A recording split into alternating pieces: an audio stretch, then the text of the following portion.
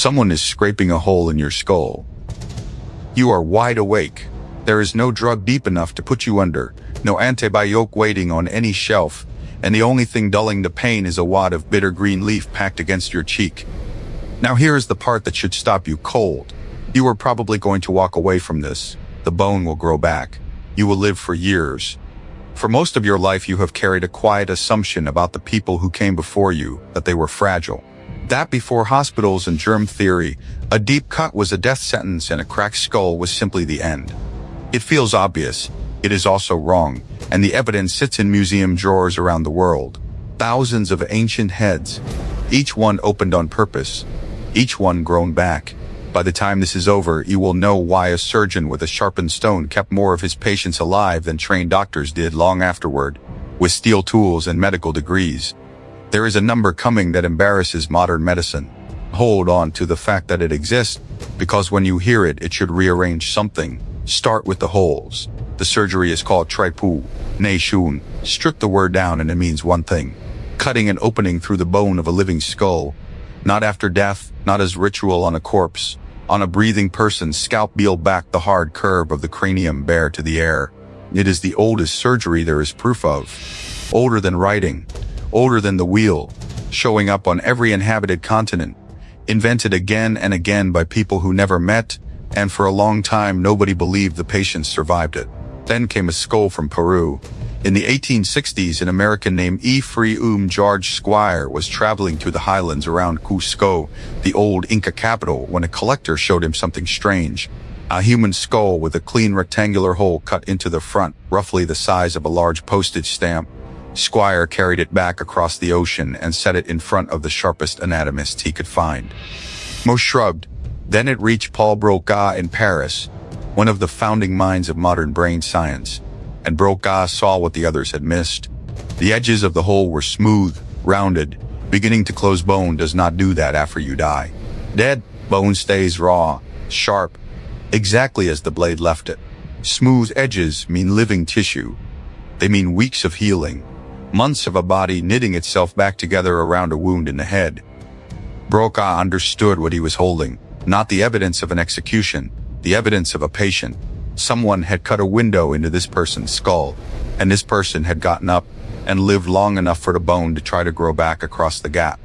One skull, you could call it a fluke, except it was never one skull. Crossed the ocean to a small town in eastern France called Ensisheim. There, archaeologists found the grave of a man who lived around 5000 BC, 7,000 years ago, in the deep middle of the European Stone Age. His skull carried not one opening but two, a small one and a larger one nearly 2.5 inches across. Both had healed fully. The bone had remodeled itself smooth around both wounds, which means this man survived brain surgery twice, sat up, and went on living for years, in a world with no metal, no soap, and no idea that infection was caused by anything at all. So the question stops being, did they survive? They plainly did. The real question is, the one almost everyone gets wrong. How often? That answer took a modern scientist most of a career.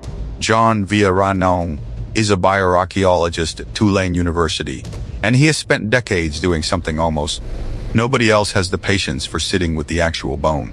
He and his colleagues examined more than 800 trepanned skulls from Peru, the largest collection of this surgery anywhere on Earth, and they read each one like a case file. Not just whether a hole was there, but whether the edges were raw or smooth, fresh cut or long healed.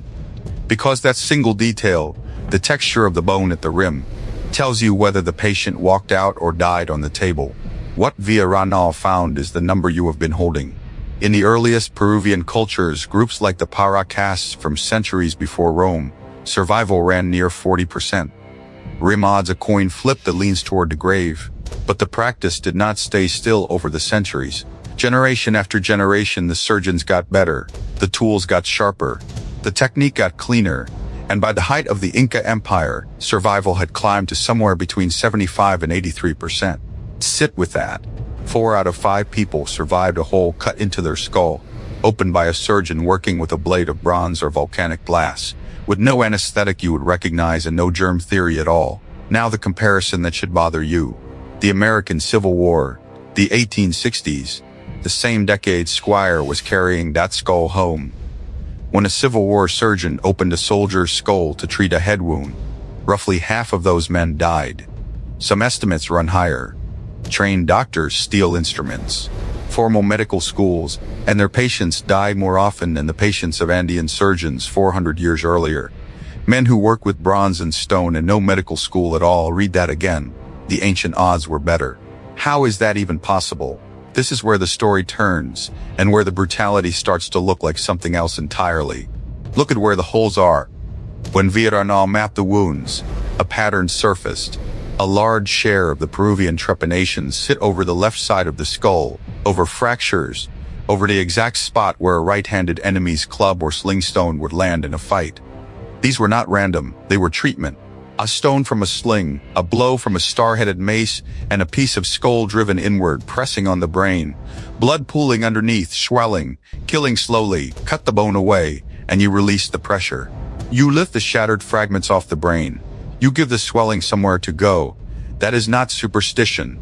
That is neurosurgery. The modern version has a name, decompressive craniotomy, and hospitals still do it tonight, right now, for the same reason. To save a brain from being crushed by its own swelling inside a sealed box of bone.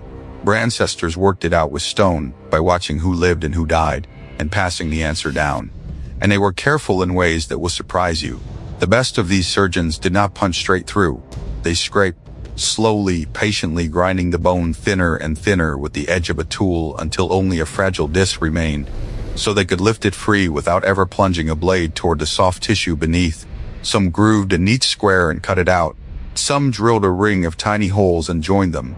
In the Andes, they likely packed the wound with plant matter, chewed coca leaf to blunt the pain, bound it tight, and there is good reason to think they knew which local plants fought the rot. Long before anyone alive could have told you what a microbe was, they knew how much they could take.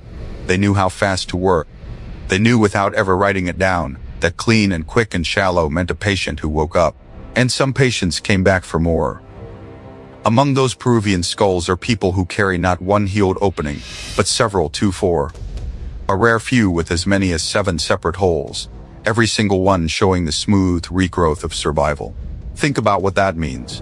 A person walked around for years with old surgical scars cut into their skull, and when something went wrong again, a fresh injury, a returning pain, they went back to the surgeon. They trusted it because it had worked before. You will never know most of their names or what they felt lying still while a blade traced a square into their scalp, but you know they were brave, and you know their surgeons were skilled because the bone tells you plainly it grew back.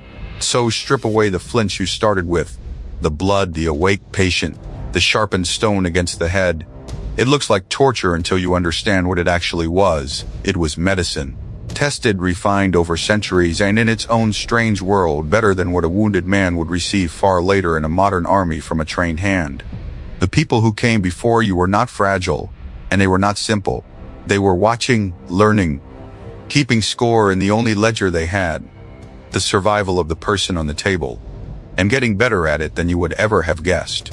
So the next time you catch yourself picturing your ancestors as helpless against the world, picture the skull instead. The rectangle cut clean in the front, the edges gone smooth. The bone grown halfway back over an opening that a human hand made on purpose, with a stone into the head of someone wide awake. They cut, and you healed, and you walked away. If the world you came from feels a little closer now, that's exactly the point. Subscribe, and every week we'll uncover another piece of who you used to be.